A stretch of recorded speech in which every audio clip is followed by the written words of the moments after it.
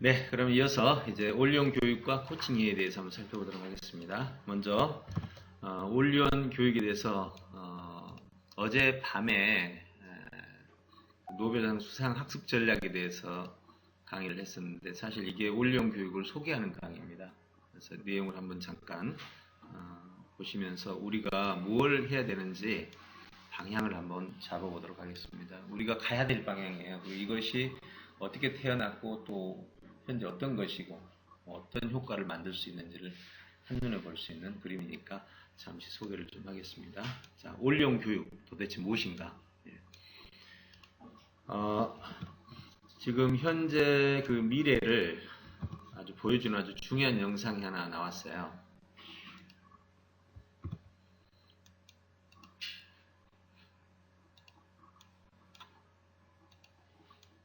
이 영상을 한번 보면서 같이 이야기를 좀 해보겠습니다.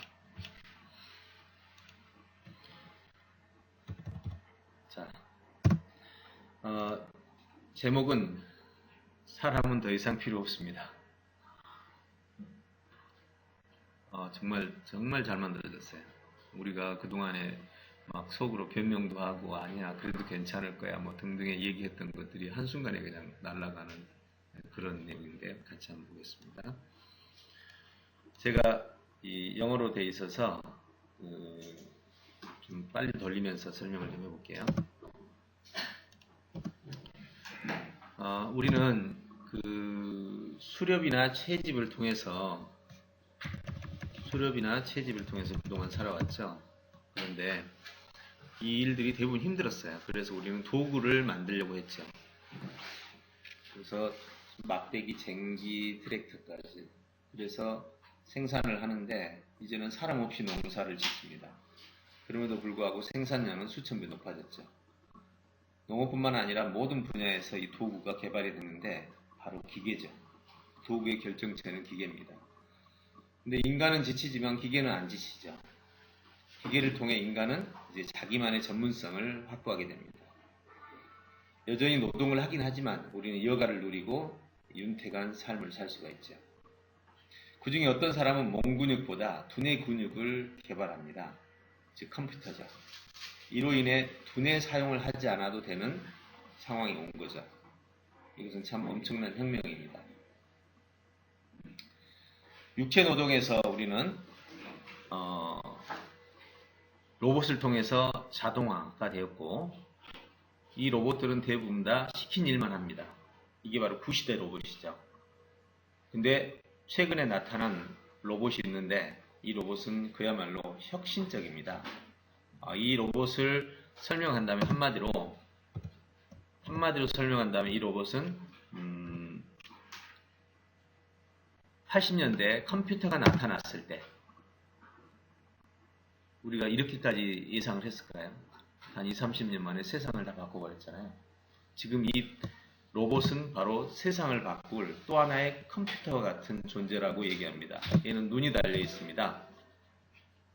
눈이 달려 있고 쉽게 말하면 현재 로봇보다 100배나 싸고 1000배나 일을 잘합니다. 더 이상 사람이 필요 없습니다라는 말이 나올 정도. 물론 이 하나만을 가지고 얘기하는 건 아니에요. 얘는 여러분 테니스 한번 배우고 나면 잘 치려면 어느 정도 쳐야 돼요? 탁구 배우고 나서 또 잘 치려면 연습 필요하죠. 얘는 한 번만 가르쳐주면 그 다음부터는 그냥 똑같이 합니다. 무엇이든 한 번만 가르쳐주면 됩니다. 인간하고 비교할 수가 없죠. 이것이 바로 우리가 현재 가진 모습이죠. 컴퓨터를 보면 처음에는 특정 용도에만 사용했지만 지금은 삶의 필수도가 됐고 프로그램만 바꾸면 뭐든지 다 합니다. 마치 80년대 컴퓨터와 같은 존재가 바로 벡스터라는 로봇입니다. 현재 수백 명의 직원들, 수십만의 직원들이 이 로봇 한 대로, 로봇 한 대가 아니라 이 로봇만 배치하면 다 잘라나요. 폭스콘이라고 중국의 120만 일자리가 거의 10분의 1로 초토화됐습니다. 이게 지금 전 세계적인 현상입니다. 옷까지 개잖아요. 더 놀라운 것은 얘들은 속도가 장난이 아닙니다. 1초에 3억 회, 30억 회를 돌리는 속도입니다. 이런 속도 앞에 우리는 정말 갈 데가 없는 거죠. 이것이 우리의 모습이죠. 바리스타를 배운다고 요즘에 많이 학원도 생기고 있는데 바리스타 로봇이 이제 나왔습니다. 이제 바리스타가 갈 곳이 없죠. 사실 소비자들은 누가 해주느냐보다 누가 서비스가 좋냐를 따집니다. 이제는 더 이상 출처보다 그 서비스 자체를 따지는 때라는 겁니다. 결국 이러한 로봇들의 운동이 이제 전 세계화되면서 우리의 위치가 위험해진 상태가 되었죠. 자, 하나의 사례를 들어서 얘기하겠습니다. 1900년대에 말들이 모여서 말을 합니다. 오, 자동차가 나왔대. 야, 우리가 할 일인데 자동차가 나오면 우리는 어떻게 되지? 한 말이 그럽니다. 아니야, 그래도 우리 일은 계속 있을 거야. 야, 너 이렇게 전쟁 나가서 이렇게 싸우고 싶냐? 이렇게 막 하루 종일 달리는 거 하고 싶냐? 자동차가 해주니까 좋잖아. 우리는 자동차 보고 있다가 우리는 우리가 할 일만 하지. 이렇게 둘이 서로 이제 대화하는 장면을 컨셉을 잡았습니다. 자, 그런데 우리는 과거에 말들이 사용되었던 그 시기를 생각하면서 오늘 현대로 와봅니다. 자, 현대 사회에서 우리는 이렇게 말할 수 있습니다. 더 이상 기술이 더 좋은 직장을 가져다 주지 않는다. 굉장히 중요합니다. 기술은 더 좋은 직장을 주지 않는다. 그 말은 무슨 뜻이냐면 여기서 더 좋은이라는 말은 우리의 직장의 위협을 반대로 꼬아서 하는 말인데 직장으로서의 질은 좋아지지만 대부분의 사람이 직장이 잘린단 말이에요. 기술이 우리의 직장을 창출시켜주지 않는다는 것을 얘기하고 있습니다. 그래서 우리가 꼭 기억해야 될 것은 말들이 자동차로 인해서 자기의 역할을 잃어버리고 현재는 사육되고 지금은 즐거움을 위해서만 쓰이고 있는 이 상황을 보건대 우리도 지금 이렇게 말하고 있죠. 인공지능이 나왔대. 우리하고 똑같대. 우리가 할 일을 대신한데 그래도 우리 직업이 있을 거야. 라고 지금 우리끼리 모여서 이러고 있다는 거예요. 그런데 현대에 와서 말들이 아무 역할을 할 필요가 없는 것처럼 우리도 똑같은 현상을 맞게 된다. 그것을 사례로 지금 제시합니다. 자동차인데 인공지능 자동차입니다. 사람 없이 수십만 킬로를 달려서 사고 없이 다닙니다. 자, 보험사들이 좋아할까요? 안 좋아할까요? 사고 없이 다녀요. 네, 좋아하죠. 우리가 운전하는 건 되게 싫어합니다. 하루면 수천 건의 사고가 전 세계적으로 발생하는데 인공지능은 사고가 나지 않습니다. 누가 고의로 해킹을 하지 않는 이상, 어떤 기계가 고장나지 않는 이상. 네, 바로 이것이 현재 인공지능이죠. 왜 인공지능 자동차를 지금 대표로 내세웠냐면 전 세계 일자리 가운데 운송업이 제일 많습니다. 자동차, 화물, 비행기, 이 운송업에 종사하는 인구가 제일 많아요. 근데 이놈으로 인해서 어떻게 되죠? 단 한 방에 사라집니다. 이거를 뭘로 바꿀 수가 있을까요? 이걸 보고 우리는 대세라고 합니다. 지금 전부 지금 로봇으로 돌아가는 이 모습을 지금 현재 가상으로 지금 보여주고 있습니다. 앞으로 곧 그리 됩니다. 5년 안에 이것은 현실화됩니다. 왜요? 현재 미국, 영국은 일부 주 도로에서 이미 테스팅으로 다 정부에서 허가가 됐습니다. 그러니 더 이상 시간만 남은 거죠. 우리는 한국은 약 5년 안에 일반화가 된다고 지금 전망이 되어 있고 선진국은 좀 더 빨리 되겠죠. 자, 이것은 말에 대한 얘기가 아니죠. 바로 우리에 관한 얘기입니다. 이것이 세상을 바꾸는 혁신적인 기술이죠. 네, 이 기술 앞에서는 우리가 잘못했든 잘못하지 않았든 다가오는 결과일 뿐입니다. 이 인공지능형 자동차와 함께 또 작은 로봇들이 전 공장에 쓰이고 있습니다. 그래서 우리는 이렇게 생각할 수 있죠. 에이, 우리 좀 전문가들 좀 낫지 않겠어? 의사, 변호사, 뭐 등등. 뭐 작은 로봇들이 여기저기 공장 밑바닥에서 돌고 있겠죠. 이렇게. 예. 우리가 손으로 했던 거, 우리가 발로 했던 거, 우리 노동으로 했던 것들은 전부 이걸로 다 대체된다고 하자. 네, 그 정도까지 인정하겠다 이거지. 그렇죠? 우리가 머리로 하고 있는 거. 변호사, 의사, 또 예능, 창조. 설마 요거까지? 예, 이런 염려를 할까 봐서 아예 여기서 그 모습을 비춰줍니다. 다른 말로 말하면 바로 전문가형 로봇입니다. 지적 역량을 가지고 현재 우리가 하는 일을 대신할 수 있는, 지적 역량을 가진 사람이 하는 일을 대신할 수 있는 로봇이 현재 우리 앞에 지금 출시가 되고 있습니다. 컴퓨터 프로그래머들은 바로 이런 일을 만들어내는 사람들입니다. 물론 자기 자신이 그런 사람은 아니지만 결국 그런 일을 하도록 만들어 놓고 우리 스스로의 일자리는 우리가 해체시키는 그런 꼴이 지금 되고 있는 거죠. 인공지능이 인간 두뇌를 대체하는 날, 그것을 지금 시작점으로 보면 됩니다. 그래서 2015년에서 2025년 사이에 인류는 가장 큰 대변혁을 겪게 됩니다. 바로 이 10년이 인간이 겪을 가장 큰 변혁이다. 여러분 보시는 주식시장 전문가들이 하죠. 지금 전문가들이 하나요? 로봇이 합니다. 거의 80% 이상을 다 로봇이 합니다. 사람은 지켜보기만 합니다. 사람이 손을 댔다간 다 망합니다. 기계들이 패턴을 잡아내가지고 순식간에 사고팔고를 결정하죠. 지금 사람은 손도 못 댑니다. 그뿐 아닙니다. 의사결정을 하는 그러한 경우도 대부분 다 로봇들이 진행합니다. 변호사들 현재 재판하는, 이게 이제 프로페셔널 붓인데, 변호사들이 재판하는 것은 100분의 1밖에 안 돼요. 나머지는 다 서류 준비입니다. 문서 준비, 그 다음에 증인과 대화, 이 모든 것을 현재 100분의 99를 로봇이 해낼 수 있습니다. 이미 지금 서양에서는 로봇이 진행합니다. 여러분 메일이 수백 통씩 오는데 우리는 그거 읽기도 힘들죠. 로봇은 0.00001초도 안 걸려서 다 읽고 해체시켜서 핵심들을 파악하고 문서로 바꿔줍니다. 네, 이걸 누가 하겠습니까? 바로 이것이 현재 전문가들을 대체하고 있는 로봇들입니다. 그러면 변호사만 그럴까요? 그렇지 않습니다. 네, 의사도 동일하고. 네. 지금 여기 왓슨이라는 로봇인데 얘는 2011년에 우리 지구상의 제일 유명한 퀴즈 대회에 나가서 인간을 이겼습니다. 또한 얘는 지금 벌써 의료 영역에서 진단과 처방을 얘가 합니다. 의사보다 진단이 정확합니다. 의사 오진율이 50%고 로봇 오진율은 1%입니다. 여러분 누구한테 진단받겠어요?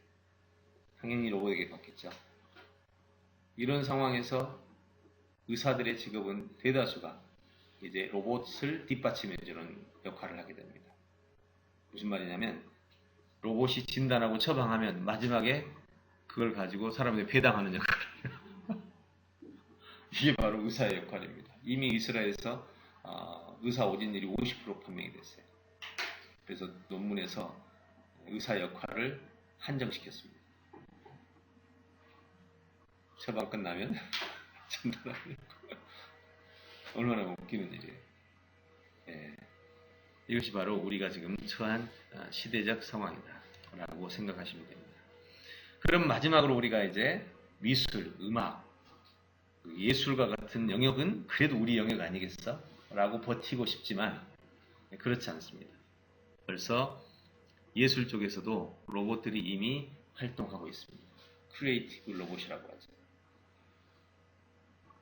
지금 이 그림을 그리는 것이 지금 로봇이 진행하고 있는데 이것은 현재 뇌에서 일어나는 네트워크 현상입니다.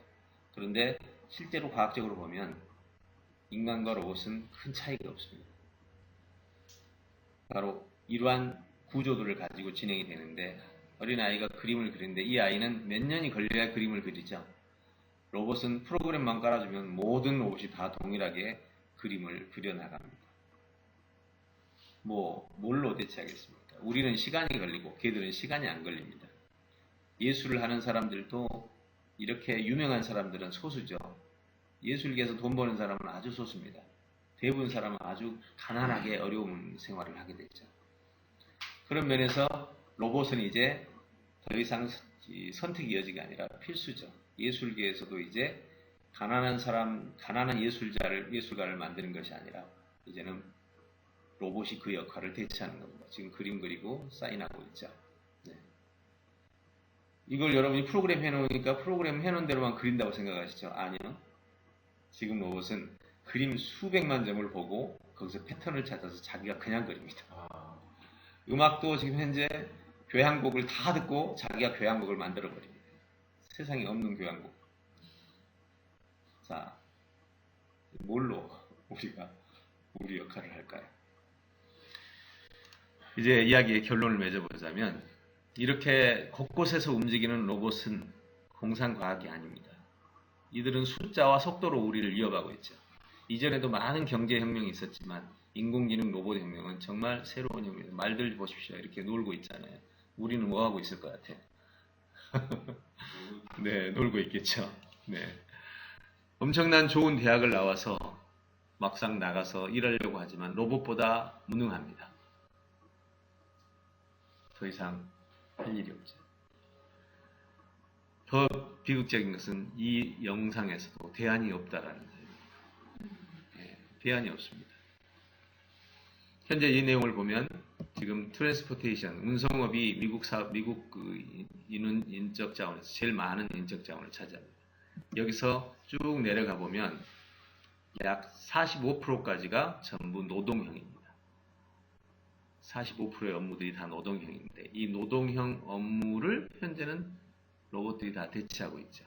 그리고 변호사부터 여기서부터 파이낸셜 여기 이쯤 가면 이제 여기서부터 인문학적, 전문가적 직업들이 나오죠. 지금 여기에 있는 현대 기술만 가지고도요 25%의 직업이 사라집니다. 그런데 25%의 직업이 어떤 건지 아세요? 1900년 초에 경제공황 당시 직업 25%가 사라졌고 그걸로 인해서 경제공황이 온 겁니다. 지금 우리는 경제공황 수준에 와 있는 거예요. 이제 나머지는 직업이 50%까지 사라지는 날이 앞으로 10년 이내에 옵니다. 예, 이것이 우리가 사는 사회라는 거죠. 25%가 사라진 경제공황. 자, 이제 여기서 마지막 이야기를 한번 정리해보면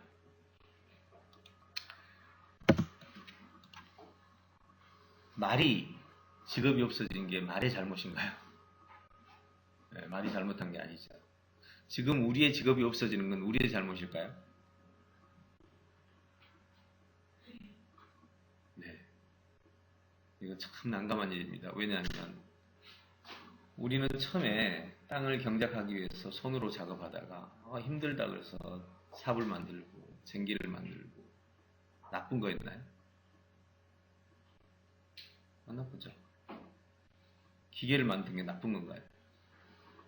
아니죠. 그럼 인공지능 만든 게 나쁜 건가요? 사실은 우리의 수고를 덜려고 해온 자연스러운 과정이었어요. 자연스러운.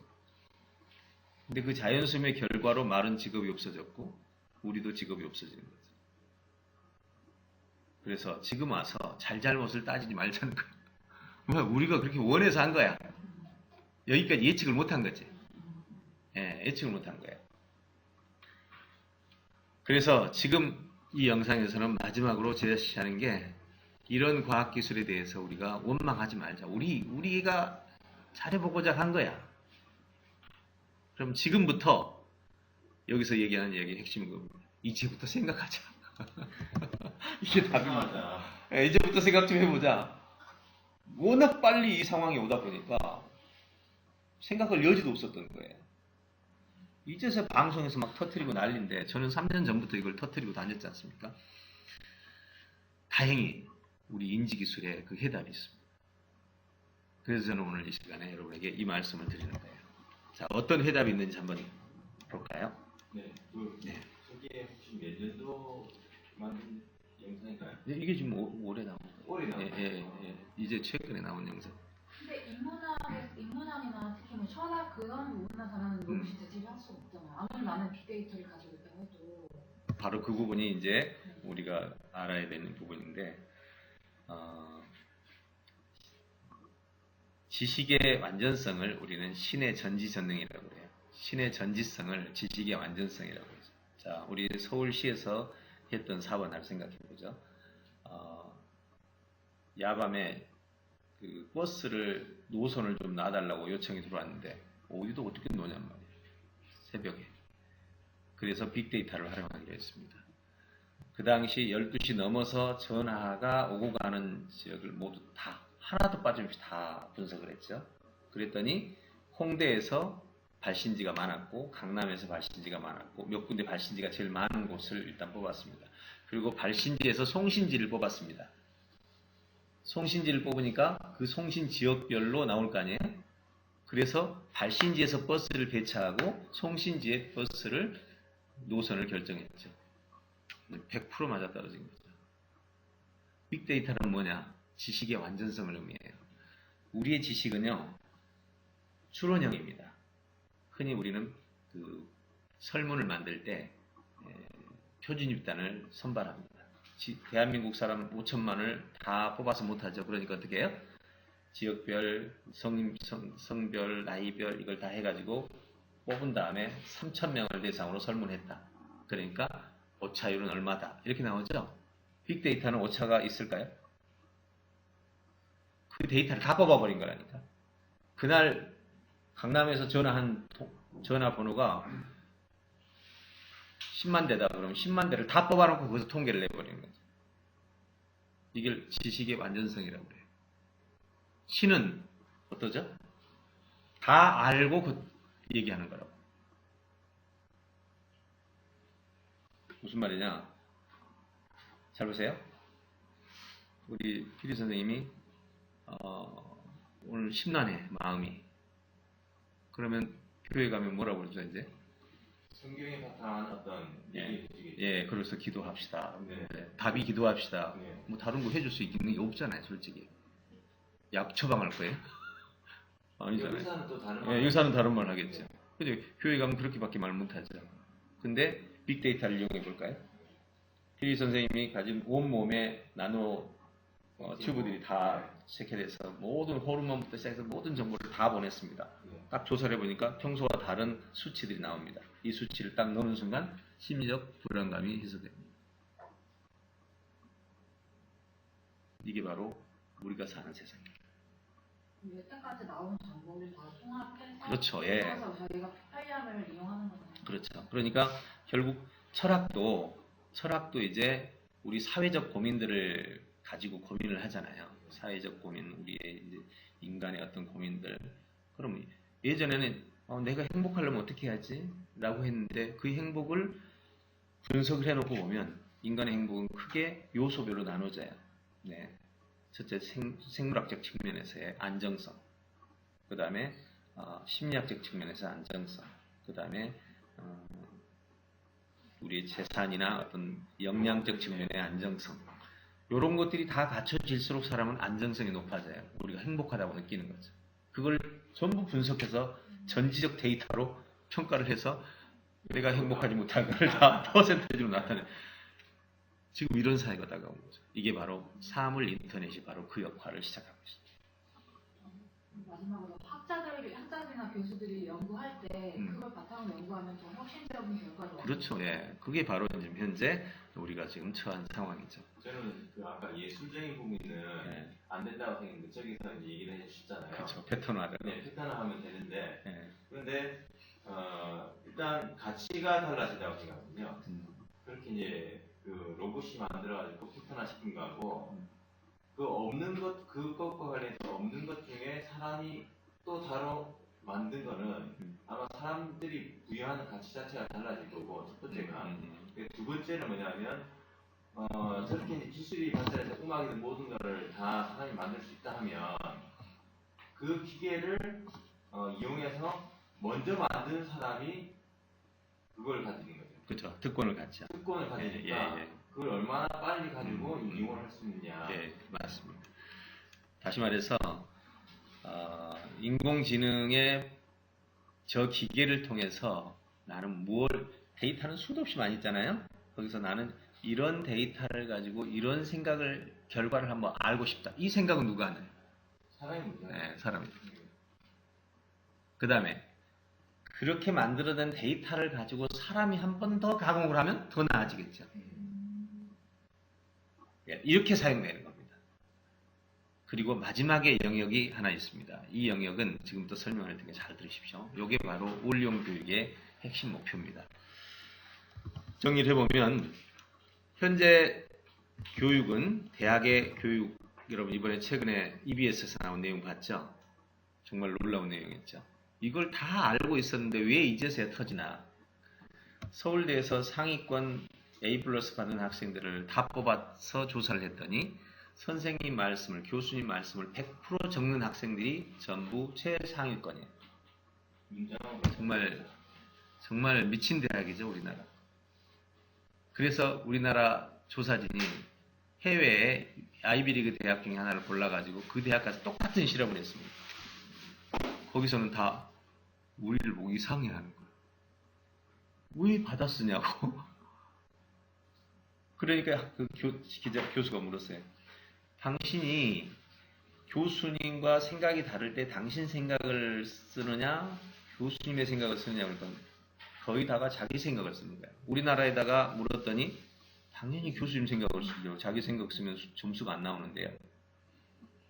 그랬더니 외국인한테 물었더니 혹시 자기 생각을 써가지고 점수가 깎일 생각을 안 하냐 그랬더니 학생이 이렇게 답합니다. 아직까지 단 한 번도 그런 경우가 없었고 교수님은 절대로 그런 나의 믿음을 저버리지 않을 거라는 믿음이 있습니다. 다시 말해서 이미 평가에서 결정이 되어버린 거죠. 대한민국의 교육 시스템이 일본의 잔재라는 건 다 아시죠? 바로 여기서부터 시작된 거였어요. 더 이상 우리는 현재 교육으로는 구제 방향이 없어요. 동양 교육은 전부 다 동일하게 암기 중심의 교수가 알려진 걸 받아 쓰는 거죠. 무슨 프로그램이에요, EBS 이번에 다큐 시험이라는 시험이라는 다큐가 이번에 지금 나오고 있습니다. 현재 6회차까지 했고 총 10회차인데 그 다큐를 저는 전부 다 봤는데요. 6회차 현재 나온 것까지 다 봤는데 어쨌든 현재 한국은 시험의 기술에 휘말려서 하는 곳이다 라는 평가가 나옵니다. 그래서 교육의 한계란 결국 우리가 현재 처하는 한계는 자주적인 사고를 하지 못하게 만들어 놓은 교육 시스템이 있다. 그래서 누구도 못 바꿔요. 예전에 한번 김명현 교육부 장관이 내가 들어가서 1년 만에 바꾼다고 하더니 1년 만에 퇴임하고 나왔어요. 이유 뭐냐고 그랬더니 하나를 바꾸려고 했더니 참고서 바꾸려고 그러니까 출판사와 연결돼 있고 개발자와 연결돼 있고 판매자와 연결돼 있고 이놈이 다 그것도 모르고 장관이 했단 말이야. 그러면 완전히 손익들이 다 얽혀가지고 손도 못 대는 구조예요. 이게 지금 현재 한국 교육이에요. 그러니까 오죽하면 저 있는 게 다 불타버려야 새로 만든다고 하는 얘기가 나오고 있죠. 바로 이것이 현실이죠. 저는 다행히 현재 있는 학교 시스템 속에서 근무하거나 활동하지 않았다는 게 장점이었어요. 이게 제가 왜 알트스쿨이나 미네르바 대학과 같은 수준의 라인에서 지금 연구를 하게 된 이유죠. 저는 한 번도 학교 현장에 들어가서 한 적이 없어요. 전부 다 바깥에서 하고 싶은 대로 다 실험하고 우리나라에서 정말 둘째가라면 서로를 만큼 책을 많이 읽은 다음에 이걸 가지고 실험을 해왔다는 거. 이게 바로 저의 장점이었죠. 그러니까 저는 계속 꿈의 학교 때부터 지금까지 항상 혁신학교 쪽에서 세계적인 수준의 학교 수준과 동일한 레벨의 학교 시스템을 만들어 왔어요. 꿈의 학교도 그 당시만 해도 대단했습니다. 98년에 모든 학생이 노트북 가진 학교는 아마 전 세계적으로 저희밖에 없었을걸요. 아예 교과를 없앤 학교도 전 세계 아마 몇몇 안 되는 학교였습니다. 독서 중심으로 했던. 결과도 엄청났죠. 홍성주 박사가 와서 정말 이사를 할 정도였으니까. 이제 10년이 지난 지금 현재 또 한 번의 사고를 치려고 합니다. 초대형 혁신 학교를 한번 만들어서 좀 진행을 하려고 하죠. 그 절망을 해결하는 대안이 바로 이 트리키 인지기술의 발견입니다. 인지기술을 한마디로 정의하면 아는 것에서 알아내는 것입니다. 아는 것과 알아내는 것 굉장히 중요한 차이가 있습니다. 알아내는 것은 이 세상에 없는 것을 알아내는 것이고 아는 것은 누군가가 알아낸 것을 배우는 거죠. 정말 다르죠? 누군가가 알아낸 것을 배우는 것을 아는 것이라고 학습이라고 합니다. 알아내는 것은 이 세상에 아무도 모르는 것을 나만이 알아내는 거죠. 그럼 이 알아내는 것을 우리는 인지학습이라고 합니다. 그래서 세계 최고의 학습 기술에 우리는 도전을 하는 거죠. 바로 노벨상이 바로 이 알아내는 것의 정점입니다. 노벨상은 알아내지 않는 사람에게는 절대 주지 않습니다. 알아내는 사람에게 그것도 영향력이 큰 알아냄 여기에 바로 상이 주어지는 거죠. 그러니까 인지기술이란 알아내는 것의 정점이다. 이렇게 보시면 되겠습니다. 현재 인지기술에 대한 여러 가지 반응들이 있지만 제가 노벨상의 이야기를 하는 이유가 다른 게 아닙니다. 학생들의 반응은 뭐 두말할 필요도 없고요. 학생들의 반응은 뭐 지금까지 계속해서 연 3년 동안 다 동일한 반응들입니다. 알려지지 않았으면 좋겠다, 뭐 신기하다, 네, 대부분 다 동일한 반응인데 사실 학생들은 그렇다 치고 사실 교사 반응이 궁금했죠. 교사들에 대해서 조사를 하면서 15시간 교육을 하고 설문을 했습니다. 이때 질문을 이렇게 했죠. 영재학습과 유대인학습. 영재학습과 유대인학습은 현재 노벨상의 정점이죠. 유대인의 노벨상이 어느 정도 숫자인 줄 아세요? 약 200개 정도 됩니다. 그런데 200개를 그냥 단순히 계산하면 안 돼요. 인구수하고 연관시켜야 돼요. 서양이 노벨상이 700개인데 인구가 30억이요. 30억에 700개면 자, 유대인은 1500만 명에 200개야. 그러면 인구를 30억으로 좀 늘려볼까요? 계산하기 쉽게. 쭉쭉쭉 2배씩 하면 2배 합하면 노벨상이 4만 개가 됩니다. 똑같이 인구 30억으로 했을 때 노벨상 4만 개 대 700개야. 이건 사람과 동물 차이라. 이 엄청난 차이를 여러분 어떻게 생각하십니까? 바로 유대인의 사고력에서 비롯된 거예요. 그래서 제가 이렇게 물었어요. 영재 교육과 유대인 교육의 사고력 개발보다 더 나을 수 있다고 생각하나요? 뭐가? 요게. 정말 놀라운 답변이 나왔습니다. 정말 두근두근 했거든요. 처음 질문이었어요. 이게. 72%가 정말 그렇다. 그렇다. 합격 95%가 넘어요. 그 이후로 교사 연수할 때마다 조사해봤는데 다 90%가 넘습니다. 이 정도 되면 유대인 교육을 능가할 수 있는 방향을 잡은 거죠. 그럼 도대체 어떻게 유대인 교육을 능가할 수 있었는가? 이제 그게 궁금하죠. 자, 아까 제가 얘기하기를 이렇게 인공지능이 장악하고 있는 이 시대에서 인간이 할 수 있는 유일한 일이 있다면 인공지능이 못하는 일이어야 돼. 인공지능이 못하는 일은 자, 잘 보세요. 인공지능은 데이터를 가지고 생각합니다. 데이터가 없으면 인공지능은 어떻게 되죠? 그냥 다운됩니다. 다운. 네, 아무것도 안 해요. 우리는 어떤가요? 형사들이 현장에 가서 머리카락 하나 붙잡으면 그 1% 가지고 99%를 상상합니다. 이게 바로 인간의 기능이죠. 인간은 데이터가 없어도 생각합니다. 또 하나. 대부분의 문제는 아직 한 번도 벌어지지 않는 일들입니다. 그러니까 새로운 문제들. 이전에 했던 문제들은요, 패턴이 있어서 풀지만 새로운 문제들은 풀 방법이 없죠. 컴퓨터는. 데이터가 없으니까. 이 바로 새로운 문제들이 우리의 영역이에요. 그럼 새로운 문제들이 정말 얼마나 많을까요? 여러분 생각할 때 우리 삶을 보면 맨날 벌어진 일이 자주 벌어진다고 생각합니다. 근데 실제로 우리의 삶 깊숙이 들어가 보면 한 번도 벌어지지 않는 일이 엄청나게 많이 있습니다. 자, 예를 들어 볼까요? 이걸 보고 지혜무지라는 학문으로 구축이 됐다고 그러는데요. 자, 잘 들어보십시오. 이중 나선형 구조라는 유전자 모양이 처음 발견됐어요. 크릭과 왓슨에 의해서. 여러분 그거 발견됐을 때 세상에 얼마나 놀랐습니까? 놀람이 그치자마자 사람들은 계속 질문합니다. 근데 그거 뭘로 된 거야? 그거 하는 기능이 뭐야? 모르는 게 수십 수백 개 수천 개. 우리는 그 이후로 100년 동안 계속해서 연구에 가서 지금 밝혀내고 있죠. 몇 개였어요? 나선형 유전자 구조 하나에서 지금 발견한 게 수만 개, 수백만 개가 발견됐잖아요. 우리가 모르는 게 얼마 있어 도대체. 지금도 줄기세포 뭐가 발견되면 그 다음에 모르는 게 수도 없이 있죠. 이걸 뭐 지혜 문제라고. 하나를 알면 그 안 거 뒤에가 바로 모르는 게 그냥 줄기처럼 붙어있는. 이걸 뭐 지혜 무지라고 합니다. 그럼 지금 현재 전 세계에서 하루면 수만 개의 연구 발표가 계속되고 있습니다. 발견했어요. 누군가가 이걸 하나 발견했어요. 그럼 뒤에는 모르는 게 수십 수백 개가 있습니다.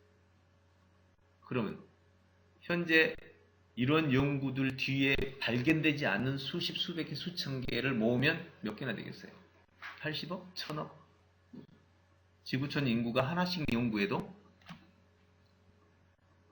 누구나 다 이 세상에 없는 걸 연구할 수 있습니다. 제 이해 가시죠? 컴퓨터가 할 수 있을까? 이건 아직 못해요. 데이터가 없어. 이게 바로 우리의 영역이에요. 이게. 지금 인공지능 사회에서 절대 법칙이 이겁니다. 인공지능이 잘하는 것에 도전하지 마라. 절대 법칙입니다. 아니 근데 그거는 우리 경영사에서 그렇지 않아요? 그죠? 블루오션이지. 레드오션에 가면 죽을 힘을 다해도 안 되는 겁니다. 인공지능이 잘하는 것에 이건 인공지능과 우리는 대비시키면 안 됩니다. 이게 우리의 현재 상황입니다. 그래서 우리는 해결되지 않는 미해결 영역에서 우리는 덤벼들어야 돼요. 근데 여기서 문제가 발생합니다.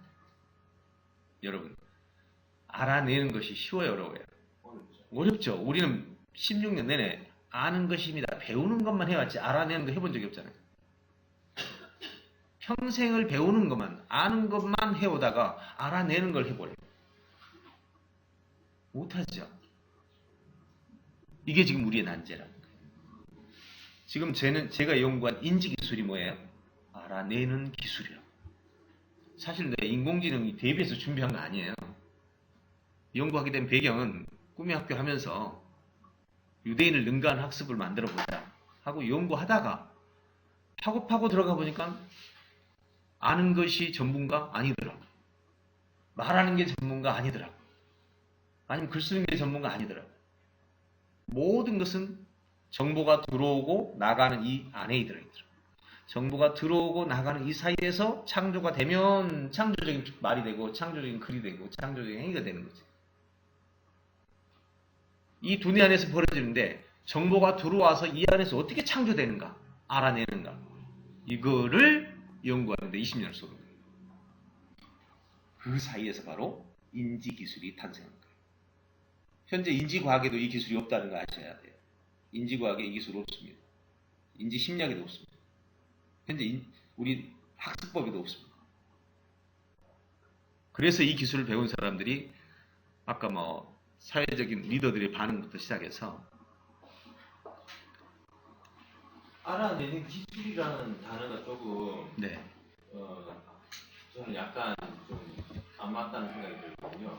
왜냐면 기술이라는 단어 자체가 왜냐면 인지라는 거는 기술하고 좀 기술보다는 오히려 마음이라든가 그쪽하고 그건 이제 좀 설명을 드릴게요. 네. 인지라는 말부터 우리가 정리를 해야 되겠네요. 난 누구나 다 그냥 안다는 생각을 했는데 인지라는 단어는 원래 철학에서 인식론, 인지론 이렇게 다루는 거죠. 뭔가를 배운다는 뜻이에요. 그런데 연구를 해나가는 과정에서 정보를 이해하고 정보를 구조화하는 사고를 하고 정보를 표현하는 것을 뭐라고 부를까? 그런 단어 본 적이 있어요. 인식이라는 말은 알겠죠. 네. 배운다는. 사고도 알겠죠. 표현도 알겠죠. 세 개를 묶은 단어 들은 적 있어요. 사과배 가면 과일로 알겠는데 이해, 사고, 표현을 하나로 묶은 단어라는 게 없어요. 그래서 제가 쓴 단어가 3키예요. 그래서 3키라고 그러는 거예요. 퍼스트 키가 이해, 세컨 키가 사고, 서드 키가 표현이에요. 이 단어를 찾다가 보니까 현재 심리학이나 교육학이나 과학에서는 이 세 개를 묶은 단어를 인지라고 쓰기로 약속을 한 거예요. 근데 사실 원래 인지라는 말은 전혀 거기에 해당 안 되는 말이거든. 이해 쪽에 가깝지, 인지한다 이렇게 하지, 이게 생각한다, 표현한다까지 인지라는 말 속에 넣기는 어렵잖아요. 근데 그렇게 넣어놨어. 그래서 현재 여러분은 인지라는 말을 들으면 이제는 인식한다라고 생각하지 말고 이해한다, 사고한다, 표현한다 이 세 개를 묶었다. 저도 이거 인지라는 말을 안 쓰고 버텨보려고 별짓을 다 하다가 워낙 사회적으로 인지라는 개념이 광범위하게 쓰이고 있잖아요. 인지과학에서부터 융합과학에서 다 인지를 쓰고 있기 때문에 할 수 없이 제가 올해 들어와서 인지로 바꾸기로 결정한 거예요. 그래서 3키가 바로 인지예요. 네. 자, 이제 다시 정리할게요. 그래서 자, 이 얘기 잘 들으세요. 여기 중요한 그 대목이에요. 중요한 대목입니다. 오늘 시간을 12시 반에 식사하도록 할게요. 중요한 대목인데요. 그러니까 조금 늦춰갑시다. 자, 그래서 뭐 얘기했지? 자, 중요한 부분이에요. 인공지능이 할 수 없는 부분이 있는데 그게 바로 문제 해결이야. 이제 발생한 문제들은 다 데이터가 없어. 이해 가시죠? 데이터가 없어. 근데 인간은 이 데이터가 없는 부분에서 아주 두각을 나타내요. 근데 문제는 뭐냐? 이거를 인지, 즉 알아내는 이 방법을 배우는 것이 쉽지가 않아. 원래 이 알아내는 방법을 배우는 학과가 있죠. 아니, 과가 아니라 학제가 있죠. 초, 중, 고는 기존 지식을 요약해서 배우고, 대학은 원서를 배우고, 원서란 말은 이제 요약했던 걸 이제 원판으로 배우고, 대학원은 석사는 한 분야만 파고 들어가서 배우고, 박사가 바로 알아내는 기술을 배우는 현재까지 유일한 제도예요. 박사학위를 주는 조건이 뭐죠? 가설 검증을 통해서 세상에서 없었던 것을 알아내는 결과가 나왔을 때 주는 게 박사학위야. 그러니까 유일하게 박사학위만 현재 알아내는 기술을 가르치는 곳이라고.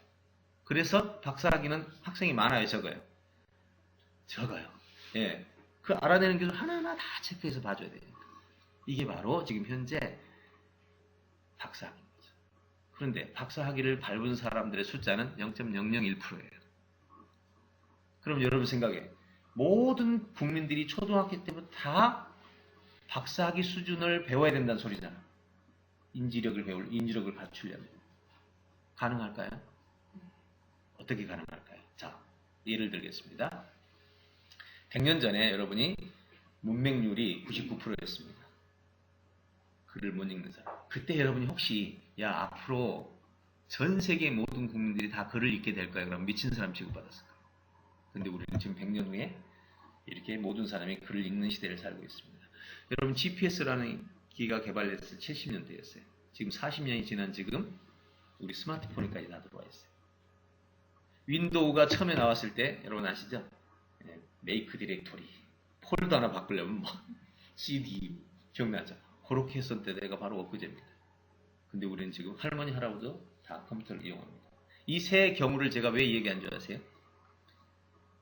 불가능할 것만 같았던 대중화가 어떻게 이루어졌냐 이거죠.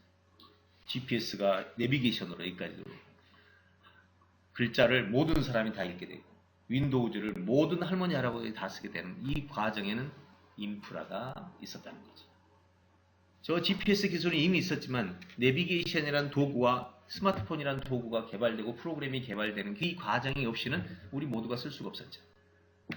글자도 대중화 교육, 근대화 교육이 없었으면 불가능했죠. 윈도우즈도 처음에 여러분 혹시 그 프로그램 도스 프로그램이 얼마인 줄 아시죠? 50만 킬로바이트였어요. 플로피 디스크에 기억나시죠? 여기 플로피 디스크 모르는 사람도 있을 거예요. 지금은 윈도우 크기가 4기가입니다. 무려 3,000배에 가깝습니다.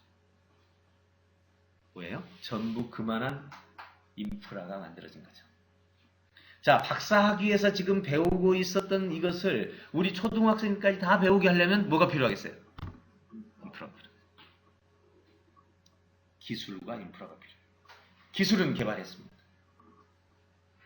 이제는 인프라가 필요해요. 기술은 개발했어요. 저 소원이 그겁니다. 저 어린 학생들까지 모두 다 알아내는 기술을 사용할 수 있도록 하는 게 제 꿈이에요. 이제 도대체 알아낸다는 게 어떻게 알아내는지 지금 궁금할 겁니다. 그럼 궁금해 좀 하시고 좀 더 있으면 제 수업 시간에 다 나오게 될 거예요. 예. 어쨌든 그 궁금함을 해결할 수 있는데 이것을 인공지능이 할 수 없는 영역을 바로 우리가 해야 되는데 그게 바로 인지력이란 말이에요. 근데 인지력은 박사학위 수준에서 나오는 건데 박사학위 수준에 이것을 모든 사람이 배울 수 있어야 되는 게 바로 이 인지기술과 인프라예요.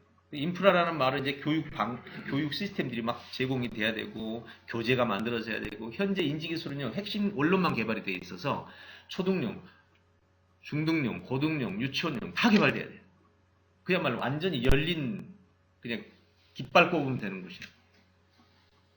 정말 한번 이제 여러분 배워보세요. 군인들 가서 강의 한번 하잖아요. 별 장성들, 정보 분석하는 장성들이 딱 듣자마자 충격을 받습니다. 한 번은 중학생이 250명 앞에서 이 설계를 쫙 하니까 10분 딱 듣더니 장성 출신이 그냥 충격을 받은 거예요. 그래서 저한테 와가지고 정말 너무너무 놀라가지고 그냥 내 앞에서 얘기하면서 이거는 정말 육사에서 배워야 된대요. 왜냐면 자기가 평생을 정보 분석을 하고 살았는데 글이 이렇게 나오면 도대체 뭘 말하는지 모르겠다는 거예요. 그냥 감으로 한대. 근데 학생이 글을 분석하는데 설계를 만들고 아니 띵하면 그냥 내 자리에서 내 앞에서 뭐를 줘 육사 총장한테 직접 전화를 해가지고 어이 총장 나 완전히 오늘 충격받았네. 평생 우리가 정보 분석하고 살았는데 이게 우리가 뭐 하고 산지 모르겠다. 이거 육사 꼭 효과 과정에 넣어야 된다. 그런다고 해서 넣어지겠어요. 그게 이것저것 다 먹기 엮여 있는데 난 처음에는 그런 거 되게 기대를 했는데요. 몇 번 하고 나니까 다 말이야. 아니 그 사람 마음은 이해하지. 그렇지만 이게 시스템이 다 엮여 있어서 그게 쉽게 안 돼요. 한 번은 지난 한 달 전에 서울시 부교육감이 이걸 딱 듣더니 완전 충격이 빠진 거예요.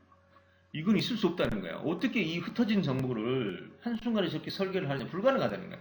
그래서 설계 기술을 설명해 줬더니 청와대 가야 되겠다 이거는.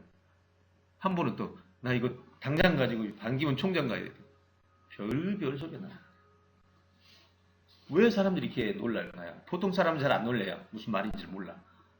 진짜 잘 몰라요. 근데 대부분 고위층 이상 그리고 오래 이 고민을 했던 사람, 분석 분류가 기본으로 되는 사람들 이런 사람들은요 완전 충격이 빠져요. 오죽하면 대교의 그 회장들이 거짓말이라고 그랬겠어요. 오죽하면 수원시에 있는 도서관 전체 그 핵심 멤버들이 에이 말도 안 된다고. 어떻게 책 한 권에 있는 내용의 핵심을 정교하게 뽑아낼 수 있고 그걸 체계화시킬 수 있는 설명하고 나니까 그때서야 와 이건 인류의 사기 아니면 혁명이다 이러면서 자기 직원들 교육도 시키잖아요. 수원시장 이거 듣더니 바로 시장 분포시장 듣더니 뭐라고 아세요? 딱 10분밖에 안 들었어요. 듣더니 5번을 내가 배워야 되겠다. 그러더니 그냥 분포시를 종합 컨설팅하라고. 이런 사례가 한두 가지입니까? 지금 현재는 약점이 있어요. 아직 인프라가 정교하지가 않아. 교재들이 정교하지 않아. 군 장성이 이거 하고 나서 군 장군들한테 이걸 교육을 좀 해달래. 근데 당장 교육을 누가 할 거예요? 저한테 하라고 그러면 제가 약점이 있어. 군대에 대해서 잘 몰라. 정보 분석을 해본 적이 없고 그쪽 계열이. 변호사가 와서 여기서 교육받고 나서 이건 변호사 핵심 기술이네. 왜 그러냐 그랬더니 변호사가 하는 일이 의뢰인이 오면 사건 얘기하라고 해가지고 듣고 나서 정리하는 거야. 정리하면 어떻게 해요? 사건의 원인, 배경, 과정, 특징 쫙 정리한 다음에 이걸 의뢰인한테 보여준다. 그럼 의뢰인이 이거 할 줄 알면 변호사한테 올까요? 아니 의뢰인이 자기 사건에 대해서는 자기 사건이잖아. 변호사가 잘 알겠어요? 자기가 잘 알겠어요? 자기가 잘 알지. 근데 이 사람은 조각조각 아는 거라. 자기 사건이지만. 변호사는 이 사건을 듣고 전부 체계화시킨다. 체계화할 줄 알면 지가 하지 뭐 하려고 변호사한테 와. 지금 이게 그 기술이잖아요. 정보가 딱 들어오는 순간 흩어진 정보를 전부 딱 체계화시켜버리잖아요. 그러니 변호사들이 와 이거 변호사 배워야 되는데. 근데 내가 변호사 법적 지식이 좀 많아야 이게 가르치지. 그러니까 결국 이렇게 되는 거야. 변호사한테 가르치려면 변호사가 이걸 배워서 변호사한테 가르쳐야 돼. 장군들이 하려면 장군이 배워서 이거 장군한테 가르쳐야 돼. 지금 이 상황이에요. 그래서 여러분이 어떤 전문성을 가지고 있으면 배워가지고 그 분야의 전문성 있는 사람들, 목회자가 이걸 배워서 목회자한테 가르치면 제일 좋아요. 현재 바로 이 이야기입니다. 그래서 인공지능이 해결하지 못하는 바로 최신의 문제들, 데이터가 없이는 풀 수 없는 문제들, 이걸 인간이 할 수 있거든요. 이 문제는 지구촌 인구수보다 더 많은 문제들이 풀리지 않은 과제들이 지금 널려 있습니다. 하나씩 붙잡고 풀려면 인지력을 갖춰야 됩니다. 자, 이제 이해 가시죠? 네, 이게 바로 제가 지금 이거 펼치지 않고 설명한 이유가 여러분 머릿속으로 이 개념을 확실히 정리하라고 지금 제가 얘기를 해드린 겁니다.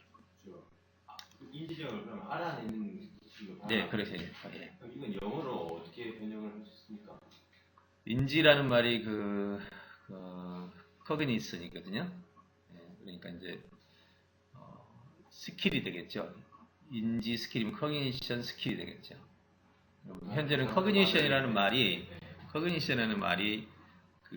우리가 생각하듯이 이해사고 표현을 통합한 말이지 알아낸다라는 개념을 거기서 사람들이 못 느껴요.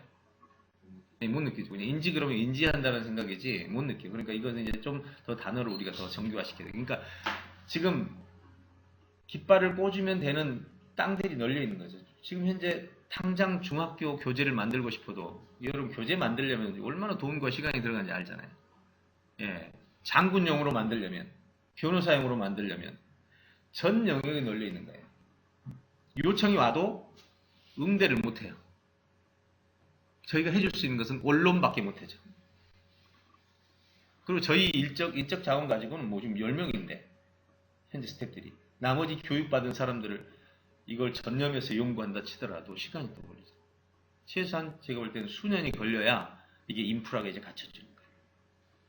핵심 기술이 있다고 다 되는 게 아니에요. 그 대상에 맞게끔 다 조각을 내서 접근할 수 있도록 단계와 도구와 교재와 이걸 다 해줘야 된다. 그래야 배울 수 있다. 그게 지금 저희가 현재 이렇게 열심히 하는 이유입니다. 자, 그럼 이것이 왜 핵심 기술이냐를 잠깐 설명을 드릴게요. 기술의 조건은 이겁니다. 재료를 채소 단위로 분석할 수 있어야 되고, 채소 단위의 기능을 이해할 수 있어야 되고, 이 채소 단위를 제어할 수 있어야. 이게 기술이죠. 자, 예를 든다면 나노 기술 그럽니다. 우리는 나노의 채소 단위 압니다. 원자라고. 그죠? 어떻게 생겼는지 다 압니다. 기능 관계도 압니다. 채소 단위 제어도 가능합니다.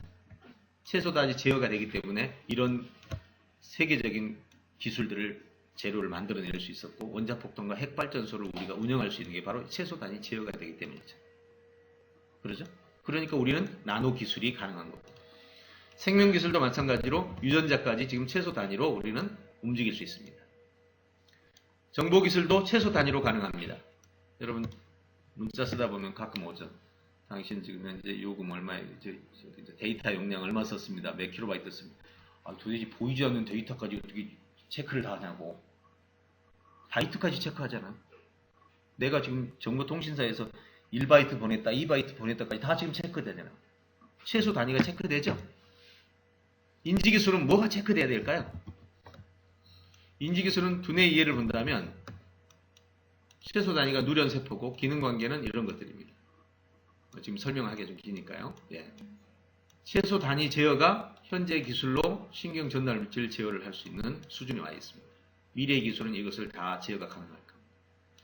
그럼 인지에 대해서 한번 생각해 본다면 인지는 알려진 대상의 정보를 이해하는 것과 알아내는 것인데 최소 단위 이해가 여기서부터 시작합니다. 인지가 뭐냐? 아는 것, 알아내는 것이잖아요. 알아내는 것이란 내가 궁금한 걸 알아내야죠. 제일 먼저 뭐가 궁금한지를 알아야 돼요. 네, 인지의 최소 단위입니다. 바로 의문의 순서인지죠. 자, 이거 보십시오. 딸을 낳으면 딸아이 목소리 동토로에 오동나무 몇 그릇 심고. 자, 여기서 쭉 나왔습니다. 제일 먼저 알아내야 될 게 이 글의 주어가 뭐냐를 알아내야 돼요. 자, 주어가 뭘까요? 심었다니까 누가 심었어요? 여기 보니까 내가로 하게 되면 오동나무, 논두렁, 선산 이거 요즘 여러분의 일인가요? 우리 일 아니죠. 요즘 일 아니죠. 언제적 일이에요, 그럼? 옛날죠. 우리 선조들이 얘기해요. 그러니까 주어는 우리 조상들이 되는 거죠. 내가로 하면 정확하지가 않아. 그렇죠? 자, 두 번째 궁금한 게 뭐? 조상이 뭐 했는데? 심었대. 자, 나는 조상이 심었어. 뭐가 궁금하세요? 무엇을? 자, 무엇을 심었대요? 예, 여기 보니까 나무라고 하면 돼. 오동나무, 소나무, 잣나무야. 이 세 개를 합쳐서 뭐라고 불러요? 방금 말한 나무가 되는 거. 이렇게 근거를 대야 돼. 나무를 심었어. 그래서 이제 뭐가 궁금해요? 언제 심었냐? 왜 심었냐? 자, 왜가 먼저 궁금하죠? 왜 심었어요? 나서 심었어요? 몫으로 심었어요? 그렇죠. 몫이 왜고 이거는 때죠. 예. 지금 이렇게 궁금함을 찾아가는 거예요. 지금 이거 한 사례를 얘기하는 거예요. 글 하나를 다룰 때도 내가 궁금함의 순서대로 어떤 것을 배열해 나가면 그것이 논리야. 야, 기가 막히잖아요. 이걸 가지고 영어를 했더니 영어가 뚫려버려요. 왜? 영어가 바로 이 궁금함의 순서대로 언어 배열이 되어 있거든요. 정말 놀라운 발견이었어요. 자, 이제 한 사례를 제가 얘기하는 겁니다. 이게 이제 글 가지고 했죠. 상황은요. 자, 어떤 분이 여기 딱 들어왔습니다. 여기 지금 뭐 하는 분위기지? 제일 먼저 딱 들어오자마자 이렇게 묻나요? 저 사람 누구지? 이렇게 안 묻지. 지금 여기 무슨 상황이지? 이거 물어야 이 사람 저기. 어린아이는 그거 못 물어. 여기 들어오면 먹을 거 어디집부터 샀나? 인지가 이 공간에 딱 들어오면서 어린애들은 이 분위기 어떤 건지 진짜 핵심 파악 못해. 그러니까 먹을 거 어디집부터 찾아가 없으면 울고 그런다고. 여기서 제일 먼저 궁금한 게 뭔지를 생각을 할 줄 알아야 그 다음에 이 궁금함을 찾아가는 게 질문과 답변이라는 거예요. 인지의 순서가 이렇게 시작됩니다. 그러면서 이 답변을 글로부터 시작하고 제일 어려운 건 상황이에요. 상황은 변수가 너무 많아. 글에는요 이게 한 문장 해봐야 그 변수가 열 때까지인데 상황은 이게 변수가 장난이 아니거든요. 이 상황 속에서 지금 내가 어떤 상황인지를 파악하고 거기에 제일 대응하는 행동을 먼저 하는 거죠. 야, 정말 재밌어요. 모든 상황을 설계로 작성하게 되면 가장 중요한 것부터 탁탁탁탁탁 체크가 되면서 우리가 흔히 생각하는 모든 문제들을 다 해결하고 성공으로 바꿔버릴 거예요. 그러니 알아내지 못한 것들을 알아내는데 얼마나 효과적입니까? 근데 더 재밌는 것은 너무나 단순하다는 거죠. 기술이. 지금 현재 제가 확장이 어렵다는 것은 기술이 복잡하다는 게 아니라 너무 기술은 단순한데 인프라가 많이 필요하다는 거죠. 여러분 기술이라는 것은요 상대성 원리 밝혀내고 나면 간단하잖아요. 어떤 원리인지. 근데 그걸 가지고 적용하는 것은 오랜 시간이 걸린다. 이게 바로 오늘 여러분들에게 드리는 말이에요. 그래서 인지가 바로 기술적으로 현재 입증이 돼서 시도를 하고 있는데 정말 우이독경에 있는 학생들이 이 기술을 활용하니까 세상에나 지문에 있는 저 핵심을 이해를 해요. 보통 여러분 보세요. 자, 우리가 인지한다는 게 어떤 뜻인지 보세요. 너는 가서 밥을 먹고 나서 학교에 가라. 자, 알아듣죠? 다. 한국인이면 알아듣겠죠. 자, 그런데 이런 문장을 이제 그 다음 문장 얘기하고 또 계속해서 문장을 얘기하고 한참 얘기하고 나면 한 5분 얘기하고 나면 지금까지 내가 뭔 얘기했냐 이러면 몰라버려요. 지금 한번 좀 테스트 해볼까요? 제가 지금 처음에 나와서 여기까지 한 얘기에 제가 한 얘기가 무슨 얘기였죠? 한 문장. 말 못해요. 왜? 정확하냐 안 하냐에 따라서. 아무리 글이 길어져도 핵심을 파악할 수 있다? 이거야말로 놀라운 거죠. 어디 가면 수원시 도서관 관계자들이 아무도 안 믿는다. 책 한 권 속에 있는 내용을 한 문장으로 요약할 수, 핵심을 정리할 수 있다니까 안 믿는 거예요. 네, 이것이 바로 인지기술의 핵심입니다. 자, 이제 올용 교육의 핵심은요. 그러니까 올용 교육이란 결과물을 말합니다. 어떤 것의 결과? 인지기술을 가지고 배우면 누구나 올연이 된다는 거죠. 왜? 알아내니까 당연히 올려내니까. 다른 사람이 모르는 걸 내가 알아내니까. 그래서 올용 교육의 핵심은 바로 트리키 인지기술이다. 이렇게 보시면 돼요. 그럼 인지기술의 모양을 한번 보여주겠습니다. 인지기술의 모양은요. 요겁니다. 크게 두 가지로 나눠지는데 현장형을 볼게요. 학교형으로 볼게요. 자, 인지기술을 우리가 배우는 과정을 총 정리해보면 첫 번째가 정보를 습득하는 능력. 이게 학교에서 지금 다루고 있죠. 이건 지금 학교에서 이것만 하고 있다고 보시면 돼요. 학교에서. 그리고 배운 정보를 설계하는 능력인데 설계는 안 배웁니다. 우리 학교에서. 왜 안 배우냐? 교과서 자체가 설계가 돼 있지. 그렇죠? 의미, 의해, 특징 다 설계되어 있잖아요. 그러다 보니까 학생들은 이 설계를 못 배워요. 그리고 설계를 하고 나면요. 자, 여기 지금 이렇게 설계가 돼 있잖아요. 이렇게. 여기까지가 인류가 발견한 마지막이다. 그럼 이 아래를 부재라고 합니다. 부재. 아무것도 없어. 아무도 모르는 거야. 여기가 하나가 더 있어야 되면 부족이라고 그래요. 근데 누군가가 5개가 있어야 될 것에서 4개밖에 안 썼어. 그럼 내가 하나를 찾아냈어. 그럼 부재, 부족을 내가 찾아내서 창조를 한 거야. 이 아래가 아무것도 없었는데 내가 이 아래를 분석해서 찾아냈어. 그러면 분석적 창조라고 해요. 이것과 이것이 순서가 바뀌어 있어. 학교형이 여기 뒤로 와 있어. 이걸 오류라고 합니다. 창조란 부재, 부족, 오류를 해결하는 것을 창조라고 해요. 머릿속에 떠오르는 걸 해결하는 것은 그거는 유레카예요. 유레카는 우연이 많아요. 근데 이것은 논리적 창조, 트리즈라고 들어보셨죠? 트리즈가 바로 이 알츠슐러 박사가 창조는 절대적으로 논리에서 비롯된다는 것을 밝혀내려고 그 기술을 개발한 거예요. 논리 없는 창조는 맨날 유레카야. 발견 안 되면 그만이고 발견되면 되는 거. 그래서 바로 이 세 가지가 학교형에 시작되는 건데 학교는 현재 이것만 배우고 있어요. 근데 이게 끝이 아니에요. 현장형이 있죠. 자, 이거 보십시오. 여기서 이제 정보를 설계하고 나면 문제가 세 가지가 나오죠. 부재, 부족, 오류. 그 문제를 인지하게 됩니다. 문제를 인지하고 나서 그걸 가설 검증을 통해서 탐구합니다. 여기까지가 탐구예요. 학자들이 하는 영역이죠. 그리고 나서 이제 이건 현장형이고요. 그러면 이제 요게 그 다음으로 넘어갑니다. 제품 개발, 조직 관리, 제품 유통. 자, 여기 보시면 재미난 현상을 볼 수 있습니다. 이거를 하고 나서 여기까지 다 한다. 페이스북의 주커버그. 빌 게이츠입니다.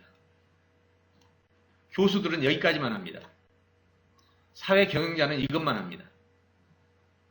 이 아이디어는 다른 데서 가져와요. 스티브 잡스는 이거 다 합니다. 정주영 이거 다 합니다. 보통 이걸 다 할 줄 아는 사람은 변화 속도가 장난이 아니에요. 페이스북이 주커버그가 만약에 연구한 거를 다른 사람이 경영한다고 칩시다. 그러면 그 앞에 연구했던 10년간의 자산이 없어지는 거죠. 이렇게 해서 한 사람의 올리온 역량이 결정됩니다. 올리온이란 이거를 다 할 수 있으면 1000% 올리온입니다. 이 영역을 다 할 줄 알아야 돼요. 이제 느낌이 오나요? 올리온이 되려면 이걸 다 할 줄 알아요. 근데 학생들은 지금 이것만 하고 있어요. 학자들은 여기까지 하고 있어요. 경영자들은 이것만 하고 있어요. 여러분 어떻게 할 건데요? 이렇게 하면 되죠. 이제 올리온 교육이 뭔지 아시겠죠? 그 중에 몇 사람이 나오죠. 주커버그처럼 이런 사람이 나와요. 자, 예를 든다면 저기는 어떨까요? 저기 교육 영상 그 동영상 교육 회사가 잘 나가 손주은 씨가 운영하는데 메가스터디 손주은 씨는 가르치는 사람이었죠. 거기서 문제를 발견하고 경영으로 갔죠. 이 케이스예요. 대부분 경영자 중에는 두 가지 케이스입니다. 요것만 할 줄 아는 사람, 요것까지 할 줄 아는 사람. 자, 상당히 많을걸요. 이것까지 하는 사람? 한번 생각해 보세요. 이런 사람들은 굉장히 성장 속도가 빠릅니다. 왜? 앞에 걸 다 아니까. 네, 이렇게 해서 우리는 문제 해결력의 올리온 교육의 핵심이 뭔지를 봤습니다. 자, 올리온 교육의 핵심이 여러분이 생각할 때는 정보 설계만 올리온 교육이라고 생각하시면 안 돼요. 정보 설계는 거기 핵심 기술 중에 하나예요. 자, 그래서 앞으로 이제 이 부분을 우리가 배워가는데 올리온 인지혁명, 노벨상 수상 학습 전략이라는 관점. 스트리키 인지기술이 알아내는 기술이죠. 남들이 모르는 걸 알아내면 결과적으로 내가 뭐가 되죠? 창조적인 올리원이 되는 거죠. 그래서 인지기술은 올리원의 시작점이죠. 인지기술을 알아야 올리원이 될 수밖에 없어요. 안 그러면 다 넘버원이 되거나 넘버2가 되거나 경쟁 상태로 들어가요. 이거 우리 프리즈하고 무슨 인과관계. 예. 올리원을, 인지기술을 배워야 올리원이 된다는 거죠. 인지기술을 안 배우고 올리원이 된 사람은 알아내는 능력을 어떤 방법을 통해서든 갖췄겠죠. 네. 음? 아, 트리즈 물었어요? 예. 트리즈는 저희하고 관계가 없고요.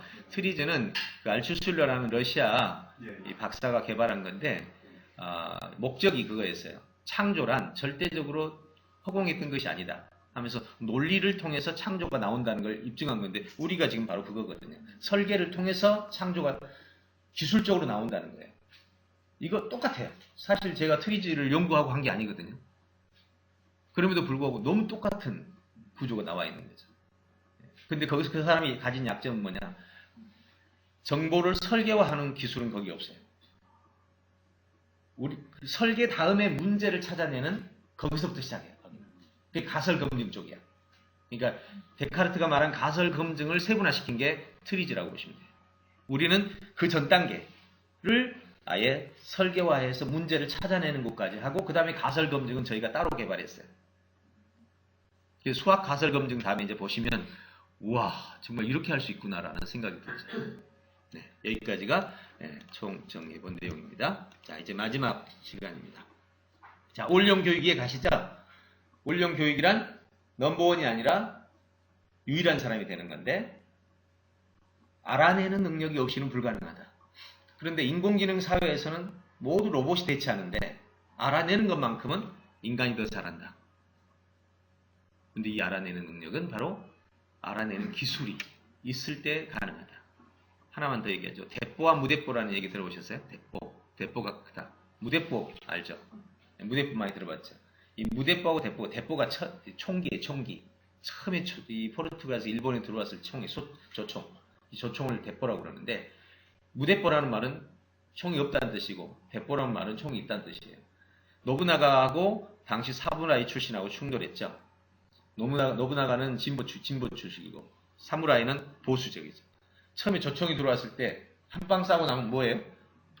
한 방 빵 쏴고 나면 그 다음에 뭐 하죠? 청소하고 막 장전하고 막 이러죠. 그때 사무라이들가 피했다가 장전할 때 가서 다 죽였거든. 보니까 총이 우습잖아. 그래서 사무라이 팀이 야야 저 총 쓰지 마. 저거는 아주 쓸모가 없어. 발전을 생각을 못한 거죠. 근데 노부나가가 기발한 전술을 개발합니다. 사실 지금 보면 간단한 건데 그때는 어려웠어요. 조총 사가지고 쫙 한 줄로 서가지고 쏘거든요. 그러니까 한 팀만 보내서 죽고 D팀이 와서 그냥 사무라이들 다 죽이는 거죠. 노부나가가 기가 막힌 전략을 쓴 겁니다. 그렇게 한 줄로 쓰지 않고 이게 열을 쓴 거죠. 줄을 30줄, 40줄을 쓴 거예요.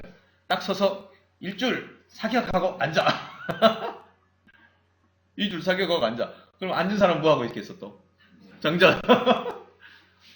사무라이 그냥 단 한순간에 다 선멸이 돼요. 이걸 무대포와 대포라고 하죠. 그 이야기가 그대로 우리 을사조약에 반영되죠. 우리 총칼 가지고 이제 칼 가지고 있을 때 일본 딱 대포, 우리는 무대포. 결국 우리가 나라를 잃죠. 중국도 잃어먹죠. 이게 대포와 무대포 얘기예요. 지금 인지기술은 바로 대포예요. 기술을 가지고 접근한 것과 기술이 없이 알아내는 능력을 길러보세요. 평생에도 못 알아내고 어쩌다 소수만 알아내는 힘을 갖게 되죠. 이제 좀 이해하시죠? 인지기술이란 올리온을 만드는 정말 중요한 기술이에요. 유일한 기술이죠. 왜? 여기 인지기술이 아니라 인간의 인지력을 개발해야만 올리온이 될 수 있어요. 이 세상에 없는 걸 찾아내니까. 이것이 바로 우리 가야 될 길이다. 여기까지 정리를 해봤습니다. 이제 나머지의 코칭 이해 정리해드리고 정신 먹도록 하겠습니다.